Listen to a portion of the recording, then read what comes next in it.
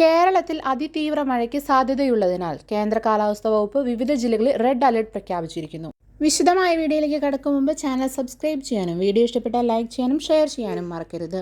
നാളെ ആഗസ്റ്റ് 5 ചൊവ്വാഴ്ച 5 ജില്ലകളിലാണ് ഓറഞ്ച് അലർട്ട് പ്രഖ്യാപിച്ചിരിക്കുന്നത്. പത്തനംതിട്ട, ആലപ്പുഴ, കോട്ടയം, പാലക്കാട്, മലപ്പുറം ജില്ലകളിലാണ്. അതുപോലെ നാളെ മഞ്ഞ അലർട്ട് പ്രഖ്യാപിച്ചിരിക്കുന്നത് തിരുവനന്തപുരം, കൊല്ലം, കോഴിക്കോട്, വയനാട്, കണ്ണൂർ, കാസർഗോഡ് എന്നീ 6 ജില്ലകളിലാണ്.